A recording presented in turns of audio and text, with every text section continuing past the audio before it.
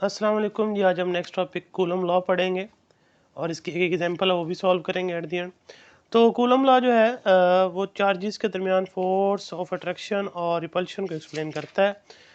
French scientist है Charles coulomb, उन्होंने ये एक्सपेरिमेंटली जो है ना ये फंडामेंटल लॉ जो है ना उसका इंट्रोड्यूस करवाया था दो स्टेशनरी चार्जेस के दरमियान। लेकिन इसकी लिमिटेशन है कि ये सिर्फ पॉइंट चार्जेस की बात करता है। अब पॉइंट चार्ज होता क्या है, देखिए मैंने लेटर से लिखा है the point particle with non zero charge is called point charge. Point particle क्या होता है, जिसकी कोई डिमेंशन ना हो, यानी जीरो साइज हो, उसके ऊपर जो चार्ज होगा नॉन जीरो मतलब पॉजिटिव या नेगेटिव, उसे हम पॉइंट पॉइंट चार्ज कहते हैं। दो पॉइंट चार्जेस के दरमियान जो फोर्स ऑफ अट्रैक्शन या रिपल्शन जो होगी, वो पहली बात ये है कि वो चार्जेस की मैग्नीट्यूड के प्रोपोर्शनल होगी। मैग्नीट्यूड को Q1 और Q2 से डिनोट कर रहे हैं। सपोज करें यही पॉजिटिव चार्ज Q1, ये पॉजिटिव चार्ज Q2, ये दूसरे को रिपेल करेंगे। जो इनके दरमियान फोर्स ऑफ रिपल्शन होगी वो डायरेक्टली प्रोपोर्शनल होगी product of the magnitude of the charges. ये पहली स्टेटमेंट की ये लाइन यही है। तो दूसरी चीज़ ये है कि वो जो फोर्स है वो इन्वर्सली प्रोपोर्शनल है square of distance between centre of the charges, यानी चार्जेस के दरमियान जो गैप होगा उसके स्क्वायर के डिस्टेंस के स्क्वायर के इन्वर्सली प्रोपोर्शनल है। तो यही स्टेटमेंट है। देखें, फोर्स ऑफ अट्रैक्शन और repulsion between two point charges is directly proportional to the product of magnitude of charges and inversely proportional to the square of distance between them. तो इसमें अब आप इन दोनों बातों को कंबाइन करें तो F proportional to Q1 Q2 over R square ये आ जाएगा। ठीक है जी। तो प्रोपोर्शनलिटी खत्म करें, कांस्टेंट आ जाएगा। तो यहाँ पर कांस्टेंट जो K आता है, और K जो है प्रोपोर्शनलिटी कांस्टेंट तो है लेकिन उसे इलेक्ट्रिक कांस्टेंट कहते हैं। तो इलेक्ट्रिक कांस्टेंट जो है ना फर्दर आगे दो बातों पर डिपेंडेंट है। इलेक्ट्रिक कांस्टेंट की जो वैल्यू दो बातों पर डिपेंड करती है। एक है nature of medium between the charges के दरमियान कोई भी मीडियम होगा उसके ऊपर डिपेंड करेगी के की वैल्यू। दूसरी चीज़ सिस्टम ऑफ यूनिट्स, यानी आप जो फोर्स कैलकुलेट कर रहे हो वो किस यूनिट्स के अंदर है, ऐसा यूनिट के अंदर है या किसी डोमेस्टिक यूनिट के अंदर है, तो वहाँ पर ये उस पर डिपेंडेंट होगी। ठीक है जी। तो ये दो बातें हैं जिसके ऊपर के की वैल्यू डिपेंड करती है। और के की जो वैल्यू है वो 9 × 10⁻⁹ न्यूटन मीटर स्क्वायर पर coulomb square for free space.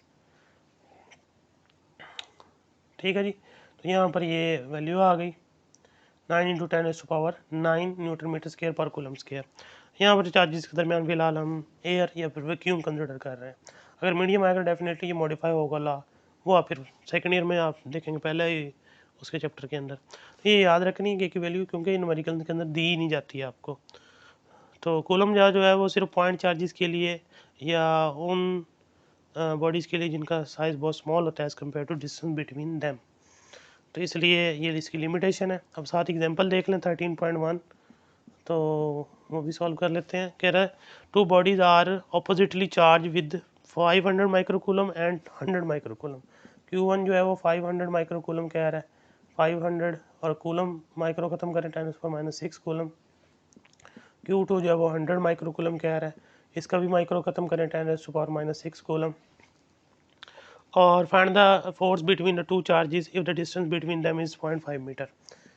Air के साथ 0.5 मीटर आपने फोर्स बतानी है कितनी होगी। अभी फार्मूला जो लिखा वही लिखें के Q1 Q2 over R square. तो देखें अब इसमें वैल्यूज़ लगानी है, के की वैल्यू नहीं दी गई, आपने खुद ही लिखना होगी।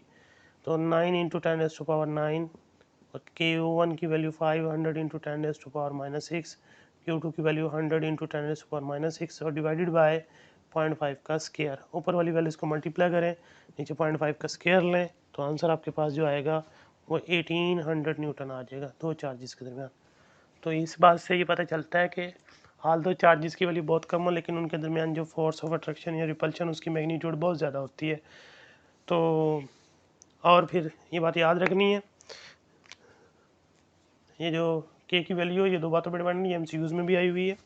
तो ये लॉन्ग क्वेश्चन के तौर पे तैयार करना है। इसमें स्टेटमेंट लिखनी है सबसे पहले, फिर एक्सप्लेनेशन लिखनी है कि हमारे पास दो पॉइंट चार्जेस हैं Q1 Q2 separated by small distance R। तो उनके दरमियान जो फोर्स है वो फिर आपने ये कैलकुलेट करके दिखानी है मैथमेटिकली, और के की वैल्यू को डिफाइन करना है, के की वैल्यू को बताना है क्योंकि किन बातों पर डिपेंड करती है। फिर एट द एंड आपने लॉ की लिमिटेशन बता देनी है कि पॉइंट चार्जेस के लिए या फिर उन बॉडीज़ के लिए जिनका साइज़ बहुत स्मॉल होता है as compare to distance between them.